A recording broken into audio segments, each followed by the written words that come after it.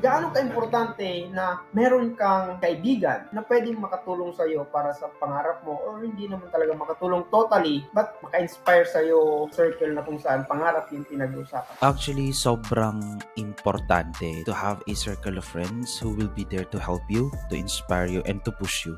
Alright, welcome everybody to the Low-Key Genius Podcast. I'm your host, Juvel De Lima, and today on the show, I have my new friend, Kevin Castillo. Kevin started his journey as a photographer back in college, then transitioned to graphic design during the pandemic. He also ventured into social media management and Facebook ads. Now, he's back to designing, but this time as a strategist.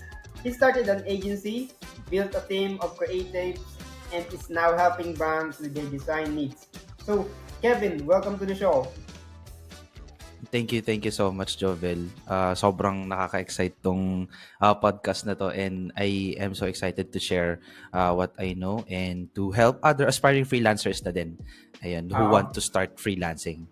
Yun, so, kwentuhan mo naman kami, paano ka nagsimula as a photographer when you were in college?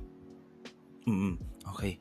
So, 2018, nung college ako, ang ginagamit ko lang na phone is my cousin's phone, an iPhone. Tapos sabi nila, kuhanan mo ako ng picture, mag-shot daw ako sa kanila.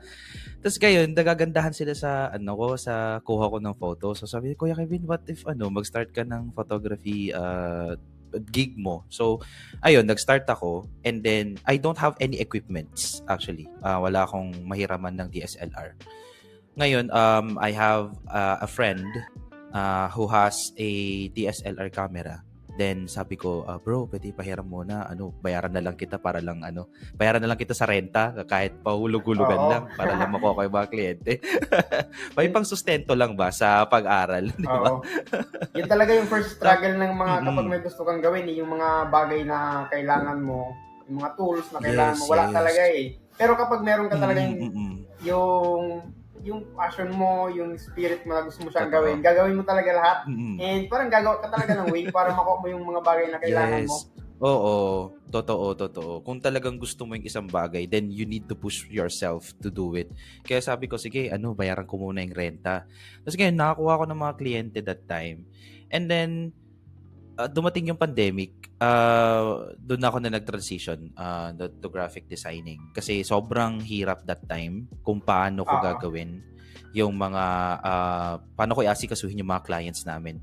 So, ayun, ganun ako nag-start as, pero sobrang laking tulong ng photography na yun, business, for to sustain my studies, para mabayaran ko yung tuition, ayun.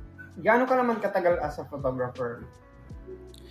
Actually, 2020 ba nagkaroon ng pandemic nun? So, mga 2 years. 2 years ako naging photographer. And nag-start ka college, like, nakapag-graduate ka habang nag-photography ka pa? Yes. Nag-transition ka Actually, into yun na graphic yung... designs? Sorry. Nag-transition ka into graphic designs nung nakagraduate ka na? Yes. Doon ako nag-transition. And napag-isipan ko kasi, actually, I'm just using my brother's phone. Nakaalala ko pa yung unit ng phone na yun. It's Vivo Y21. Y21. Gumagamit ako ng application. Yeah, gumagamit ako ng application. And then I'm watching videos on YouTube para i-implement ko yung Photoshop video dun sa application na yun sa phone. So talagang pinupush ko yung sarili ko. And then yung church nagpahiram sa akin ng laptop, and then I downloaded a application which is the Adobe application. Doon na ako nagkaroon ng mga clients. Yung isa pa doon na feature sa bandera. So ayun, talagang tinutulungan ko sila when it comes to graphic designing. Yeah. So ang nakaka-inspire yun, di ba? So alam mo, madami kasi ang, gusto din maging graphic designer, kagaya mo, graphic artist, tama, tawag sa inyo, graphic artist. Yun. Madami din ang gusto maging graphic artist. Halimbawa ako, isa akong beginner as a graphic artist. Ano yung ma-advise mo sa akin? Okay. Pag talagang aspiring graphic designer, graphic artist ka, it doesn't need like a high equipment para magsimula ka. If you have your phone, you can download an app, practice ka na doon. Oo, tama. Kasi nagsimula ako, hindi perfect yung design ko. Like, doon nakikita ko pa nga yung old design ko, nakikringe na akong makita. Pero, doon ko nakita na hindi ako ganun kagaling nung nag-start ako. Pero, pag nagpa-practice ka, mas nag-i-improve yung design skills mo. Ayun. Oo, tama. So, practice. You don't need to be perfect. You don't need to be perfect just to start designing. Wag kang tag dito, pigilan mo yung imposter syndrome mo na ganito, di ka magaling, di ka ganito, di mo alam mag-design. No, no, no. Just start, practice. Kahit kumuha ka lang ng phone mo, download mo yung Canva or anything available na resources na meron sa'yo. Just start and watch YouTube. YouTube University. So, sobrang laking tulong ni YouTube sa akin. So, ayun, just start and then don't overthink. Oo, tama naman yun kasi wala naman talagang parang may ginusto kang isang bagay, Mm. magaling ka na agad. Tama. Yeah. Kailangan mo talaga siyang Yeah, pag-aralan and hindi ka matututo kapag minsan madaming tao na parang nanonood lang sila ng video sa YouTube or somewhere else. Mm-mm. But they lack on putting the work, the effort, the action. Kasi doon ka talaga matututo eh. Halimbawa, nagkamali ka. Kasi kapag pinuput mo na into action yung ginagawa mo, doon mo na-realize, ay, ang pangit ng ginagawa ko. Tama ba itong ginagawa ko? Hanggang sa matututo ka na, ay, dapat ganito ang gawin ko. Dapat ito ang gamitin ko. Dapat ganitong way. Yun, so, yun talaga best advice para sa akin. Applicable naman siya sa lahat ng bagay kung may gusto kong gawin, exactly. diba? Yung mag-put talaga into action. Yes. So, sabi mo din, di ba, from nag-graphic design ka, nag-explore ka din bilang SMM and FB ads. Bakit parang nag-iba yung landas mo doon? Ano yung nangyari? Okay, so, kasi, lumipat na kasi ako dito sa Ilocos that time. Tapos ngayon, nag-explore pa ako ng other skill. Siguro sabi ko, gusto kong magkaroon ng skill pa na match dun sa graphic designing. So, trinay ko mag-SMM, which is a good thing naman na match yung dalawang skill na yun. So, that time, nag-enroll ako sa isang course and then sabi ko, try ko lang. Wala namang mawawala. Tapos, nagkaroon ako ng first client ko, SMM. As in, hinar nila ako. Wala akong experience. Kahit anong portfolio, wala akong may pakita. Kinuha nila ako. And then, sobrang happy ko kasi bihira lang yung ganong client. Talagang hindi naghahanap ng portfolio and experience. So, I started with that and then nagtuloy-tuloy siya. Pero there's something missing with that. So, sabi ko, sige, mag-FB ads naman ako, pandagdag skill. Baka sakaling gusto nila may sales naman. So, nag-try ulit ako ng FB ads. Tapos, though may mga na-handle naman ako na FB ads na nabigay ko naman yung result, though there's something missing in myself that time. Sabi ko, hindi ko gusto to. And hindi siya nag-align sa kung ano yung gusto kong gawin. So, na-burnout ako, nahirapan ako, like hindi ko na siya trip gawin. Meron kasi yung part sa atin, siguro normal, it's a human nature. Siguro sa atin, pag hindi talaga natin gusto yung isang bagay, pero pinipilit natin, mas lalo tayo na-stress and napapagod. Ayun. Kaya napaisip ako, sabi ko, I think I need to let this go. Hindi ko na trip mag-Facebook ads. As hindi na ako masaya. Wala na yung happiness, wala na yung spark. So, sabi ko, balik ulit ako mag-design. Pero I need to upskill to brand strategies. So, ayun yung ko. So, advice ko lang sa mga manonood, aspiring freelancers. I don't know if magiging fit to sa lahat, pero if that's what you want and love mo talagang gawin yung isang bagay, pursue that one. Huwag mong ipilit sa sarili mo yung hindi mo gusto. Kasi magsisisi ka lang or may stress ka, mababurnout ka.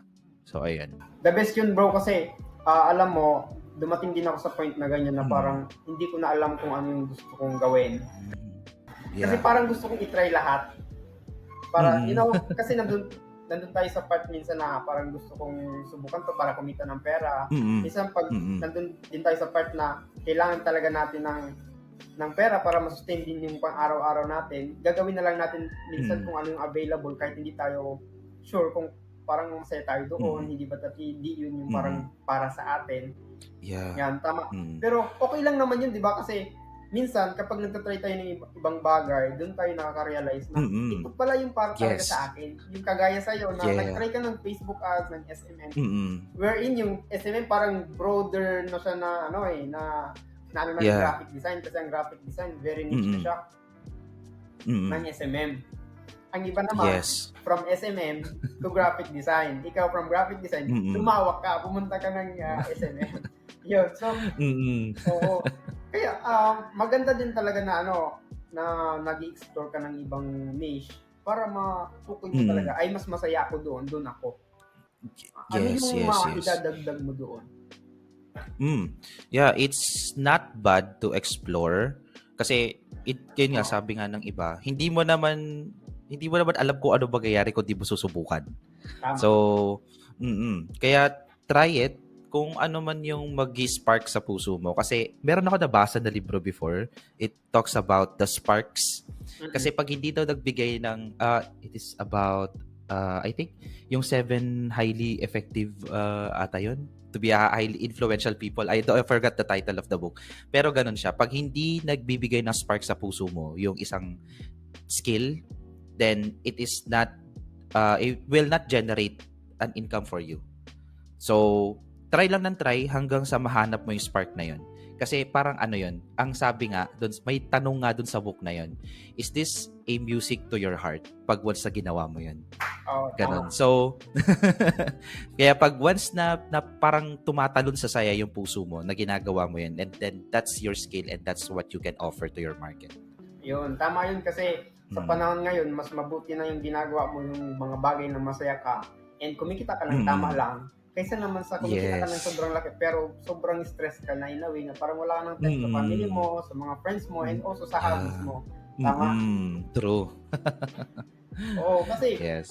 madami din kasi na akong realization when it comes to the, pursuing my dreams. Kasi ang dami ko na din talagang naging work before. I'm a college dropout. Nagpunta ako ng networking. And from networking, bago pa yung networking, nagtrabaho ako sa kung saan-saan, sa palengke, sa kung ano-anong pang mga work sa corporate na yung sa Smart.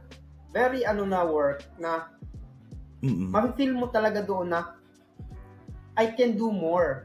I can be someone na makapag-create ng impact to someone else's life. Tama. Alam ko na feel mo yan kasi nag-start ka ng agency na. Parang kaya ko pang may mas gagaling pa ako, yes. na kapag kung saan ka man ngayon, kapag na-feel mo yan, ituloy mo lang. Try to explore things kasi hindi mo alam sa mga susunod mong action step. Yun yung mag-spark ng, ito yung para sa akin. Ito yung gusto kong i-pursue na hindi pa man ako kumita ngayon agad ng malaki, magiging masaya ako dito. Yes. And the moment na maging masaya ako dito sa ginagawa ko, susubukan ko at gagawin ko yung best ko na kumita ako dito ng malaki na may bigay ko sa sarili ko and sa family ko yung quality time, financial freedom, and syempre time freedom na din talaga para sa matupad mo talaga. Ang pangarap talaga natin is time freedom and financial freedom, tama? yes. Yun Exactly. one. Yun talaga yung pinaka-goal. Yun yung pinaka-goal. Pero yung yung makapag-start tayo ng business and all, parang first step lang naman siya eh. Kasi, una pa lang, nagtatrabaho tayo para sa family natin and for ourselves. Yes. Yun, so, parang nadala ko dun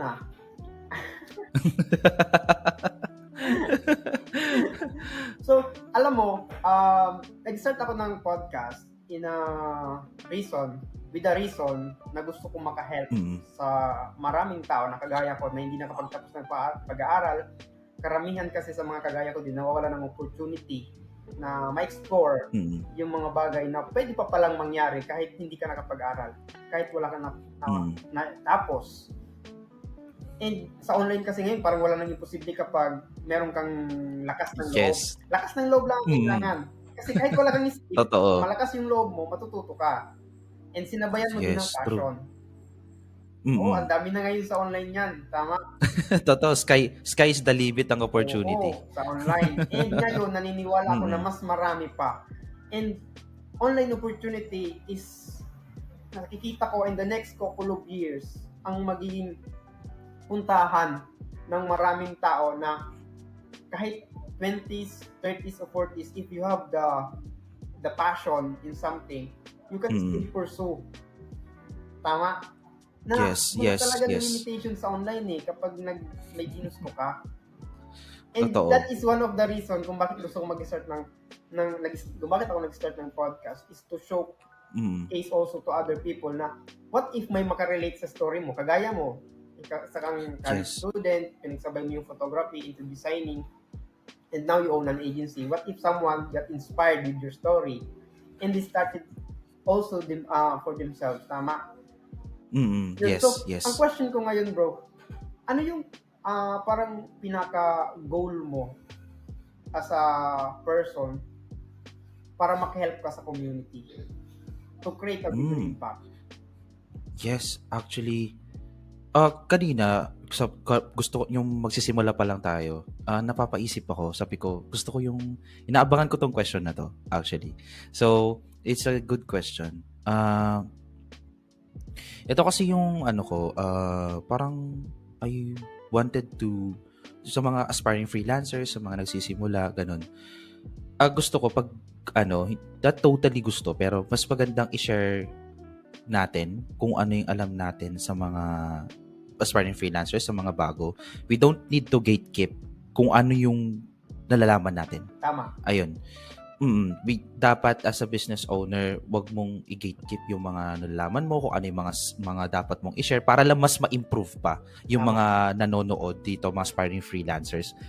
That way, you can make an impact to this kind of opportunity or to this kind of community.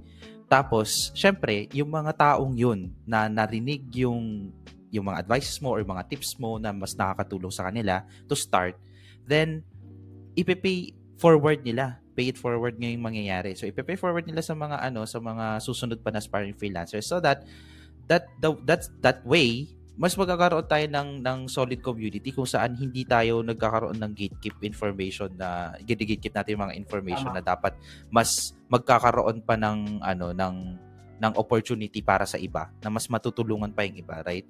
So ito yung madami nga kasing dami kasi ako nakikita na mga business owners na medyo hindi they don't wanna share their strategies or secrets how to build a business or how to start to do this or that. Parang para sa akin, naiba yung perspective ko sa ganong type of sabi ko gusto kong i-share din kung ano yung nalalaman ko. Hindi pwedeng i-gatekeep ko na lang. Kasi di natin alam baka yung taong yun talagang gustong-gusto niyang gawin yung isang bagay or pagbi-business or pag-freelance. That way, ikaw yung magiging bridge para maabot niya yung goal niya. Tama. So, ayun. So, ganun yung gusto kong type of impact. Yun yung sinabi mo kasi very common siya dito sa Philippines. Yung tinatawag na yes. Yung parang scarcity mindset ba ang tawag doon or yung talangka mindset na yung ayaw nilang may nagkakalamang sa kanila. Alam mo yun? True. Pero kung yun, alam mo ba, endless na yung opportunity online. Just magpili ka ng niche, galingan mo doon, imposible hindi ka makuha ng client. Kahit ang dami ninyo. Diba? Halimbawa ako, mag-start ako ng graphic design agency, kahit magkaibigan tayo, parehas tayo pwede magkaroon ng client.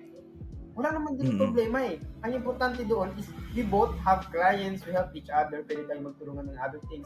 Hindi naman kailangan palaging kompetensya Alam mo kung bakit nagkaroon ng very competitive or yung mga ang mga tao dito sa Philippines.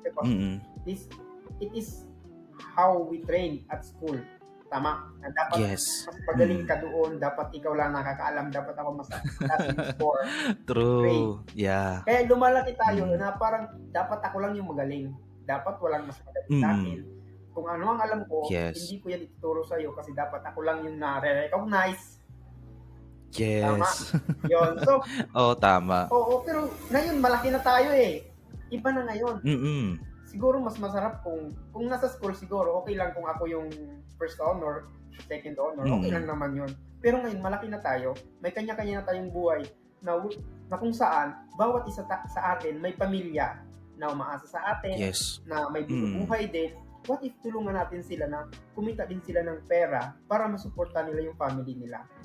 True. Kasi True. yung alam natin is pwedeng makapagpabago ng buhay ng kapwa natin. Ano ba, may nag-reach out sa atin na gusto ko magpatulong kasi ganito ganyan. Pwede ba magtrabaho ako sa iyo for free? Muna, tulungan mo ako. Kung okay lang. May mga taong ganun. And we have the opportunity to help. Why not? Wala naman mawawala sa atin. Di ba?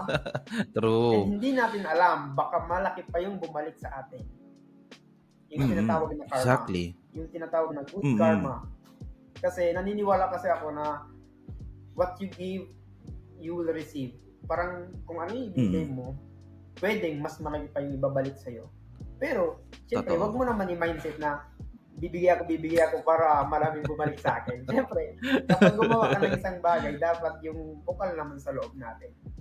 Oo, tama. Yung endless yung opportunity. Kaya, sinasabi ko to, kung sino man makakapanood nito, if you know something and someone wants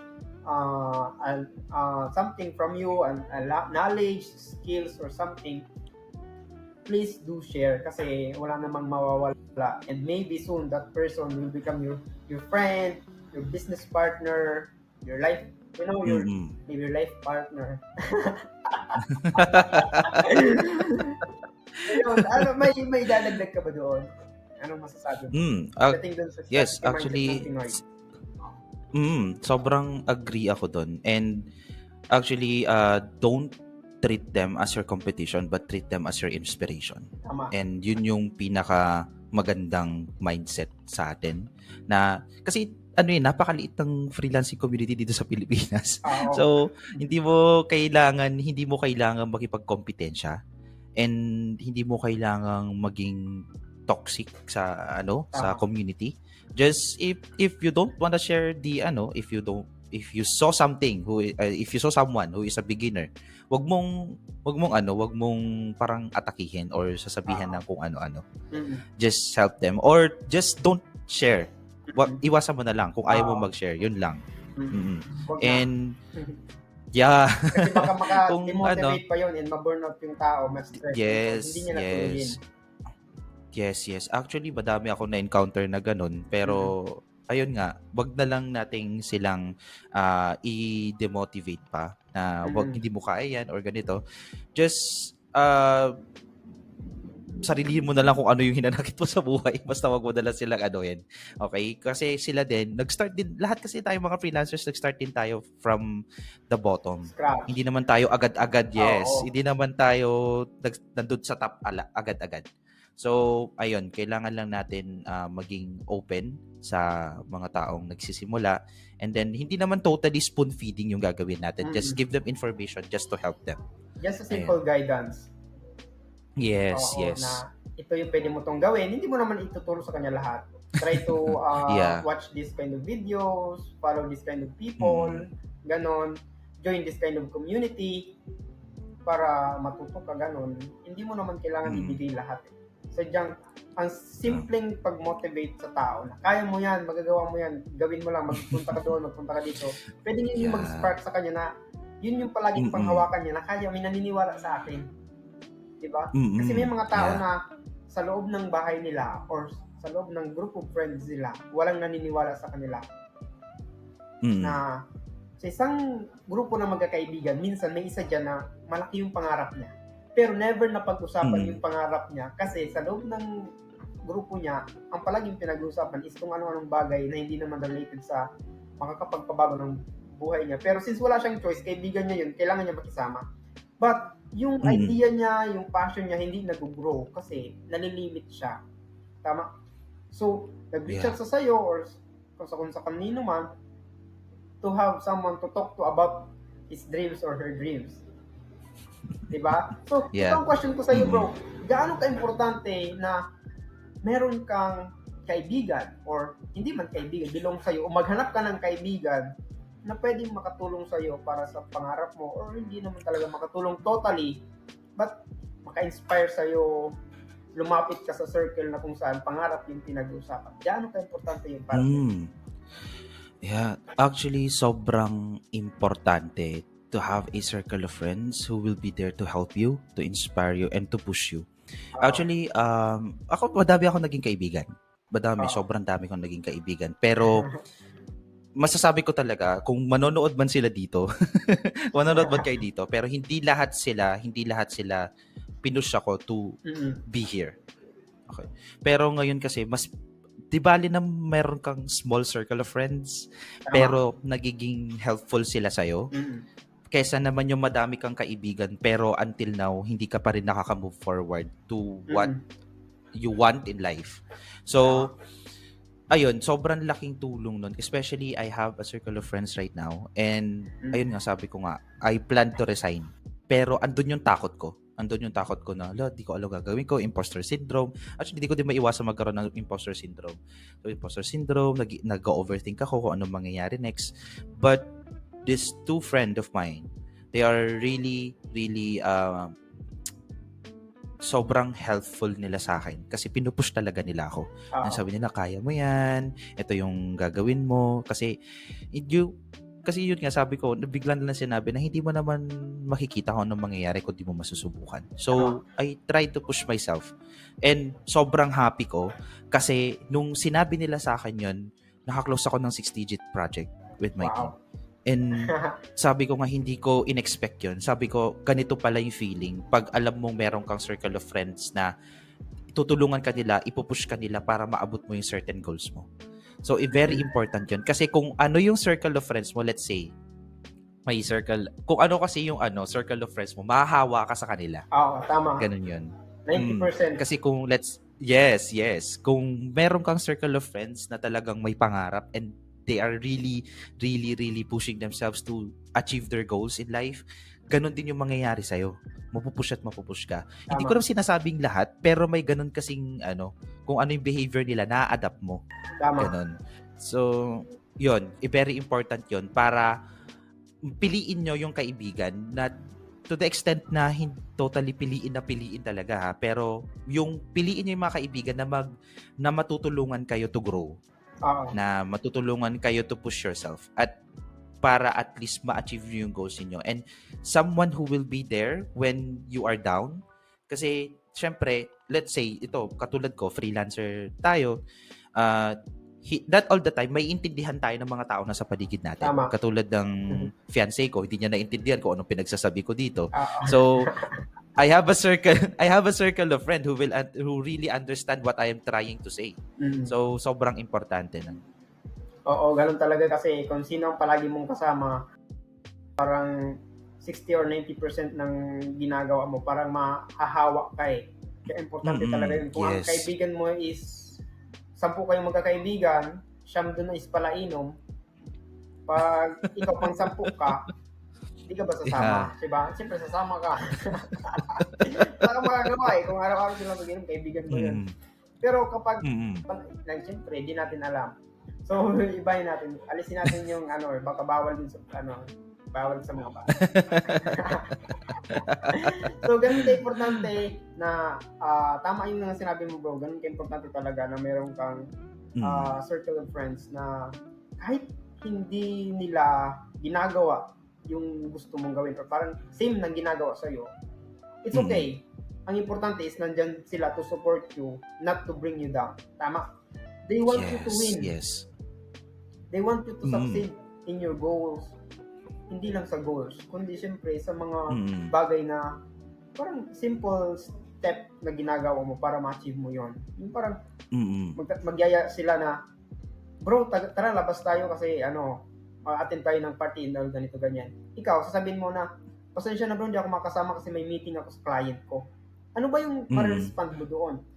Ano ba yung ma-receive mo doon? Pwedeng makareceive ka na palagi ka na lang hindi sumasama, nagbago ka na and all. Yeah. That kind of friend, you should stop hanging out with them. Kasi they're not supporting you. Tama? Pero kapag meron kang kaibigan na nagsabi na, sorry bro, may meeting ako, hindi ako makakasama. Okay, boss, sige, next time na lang. Next time, update ulit kita kung kailan ulit tayo lalabas. Sama ka. That kind of friend, syempre, yun yung mga tao na they understand you. They want you to succeed in what you're doing.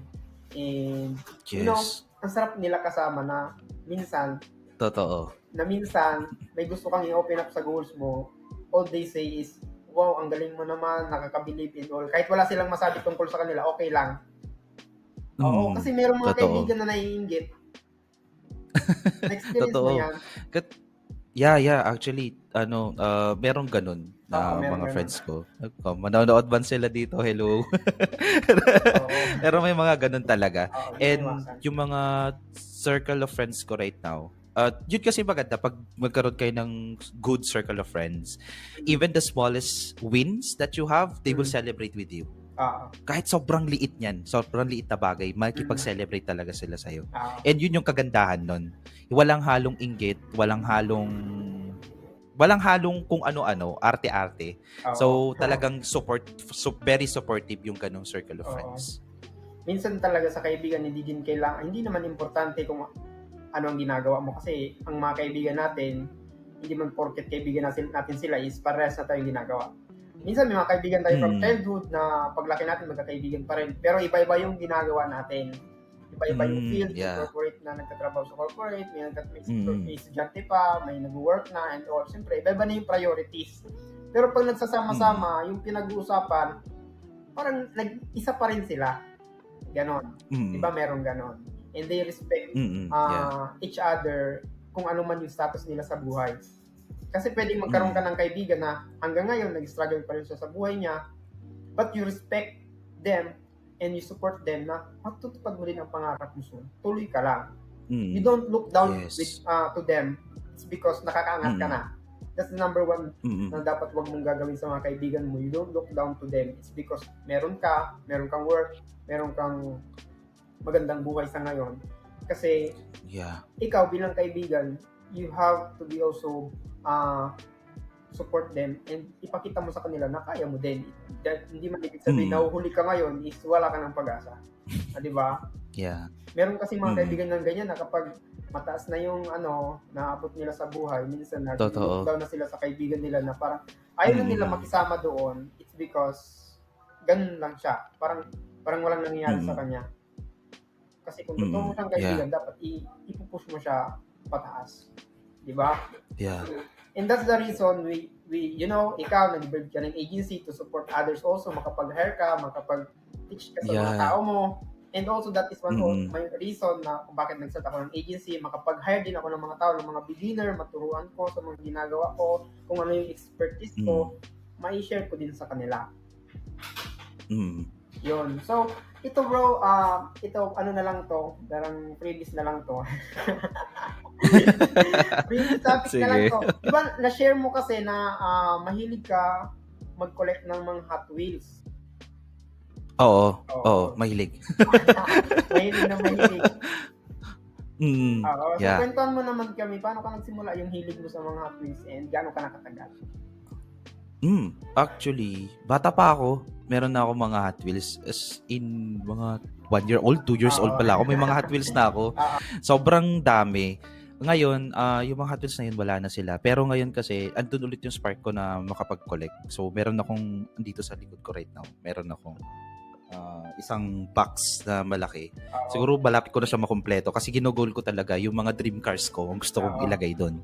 Tapos, ayun, may mga Funko Pop din ako dito, and then I am leaning into action figure by second quarter. Gusto ko talaga mag-collect ng mga ganun. Minsan hindi din naintindihan ng mga partner natin yung part na simple lang naman ang gusto natin, di ba?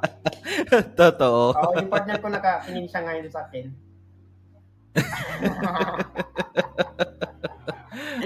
Alam mo, simple lang naman ang gusto ng mga lalaki. Minsan yung mga bagay na hindi nila na-experience ng bata sila. Kagaya ng totoo. ako, yung mga laruan. Ngayon lang ako naka-experience magkaroon ng helicopter na lumilipad. Yung remote control cars. Ngayon lang naman ako nung Christmas lang. Kasi mula nung bata ako, never ako nag-experience ng mga laruan. Hindi naman komplikado yung mga lalaki. Ganun din eh. Oo, totoo. Actually, nung bata ako, wala akong masyadong shoes, hindi Ako, ako shoes. nabibilhan ng sapatos, mga laruan, Oo. ganun. Though may mga binibigay naman, pero alam mo yun, yung sapat lang sa budget Oo. ng mga magulang natin, yun na Oo. ibibigay. Ngayon kasi na medyo nakakakuha naman na tayo ng sapat na pera para Mm. may pambili. Parang nahihil kasi yung inner child natin na, Oo. ngayon na-achieve na natin yung ganitong bagay. And we can buy things na hindi Mm. natin nakuha nung bata tayo. Mm. Yun. Minsan hindi nila naiintindihan na parang ang gastos mo na parang bata, ganyan. Alam mo, speaking of shoes, mahirap din talaga yung yung nangyari sa akin na hindi ako naka-experience magkaroon ng mga sapatos. So ngayon, nung nagkaroon na din, nag-start ako ng business na mag-buy and sell ng mga shoes from other countries. Bibili ako ng shoes, tapos binibenta ko dito dahil sa hilig ko din nga mag-sapatos. So yun, isa din yun talaga sa nakapag-spark sa akin na masarap mag-business kapag masaya ka sa ginagawa mo. It doesn't matter minsan kung sakto lang yung yung kita mo, or yung kita mo ay patos-patos lang. Totoo. Ayun. Yun, so thank you so much bro sa time mo ito. Yes. Na-appreciate ko yung time mo, yung effort mo, and lahat ng knowledge na share mo sa akin ngayon, in nakulitan, in sa kwentuhan. Sobrang na-enjoy ko kasi hindi ko na malayan. 35 minutes na tayo. So, ito na lang. Last message mo sa mga taong makakapanood nito. Okay. So, ayun, first of all, thank you so much, Jovel, for inviting me as your guest here at your podcast. And sa mga nanonood, kung nagsisimula ka pala as a freelancer, then isa na ako sa naniniwala sa'yo na kaya mong gawin yan. Wag mong i-compare yung sarili mo sa mga ibang tao na successful because they also started as a beginner before. Nag-struggle din sila. So if you want to start right now, then do it. Just don't compare yourself. And I really believe that you can do it also kasi marami kaming naniniwala sa'yo.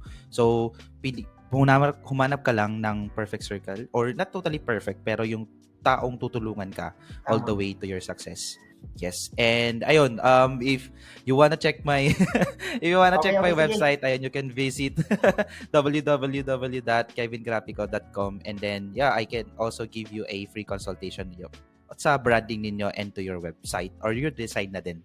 Ayun. Thank you so much. Free consultation ka, bro? Yes, meron ng free consultation. Yes. Thank you so much. So, thank you please so reach out much. to Kevin Castillo, and ko to sa lahat ng content natin. Thank you so much, guys. Yes. And thank God you so bless. much. Bye-bye.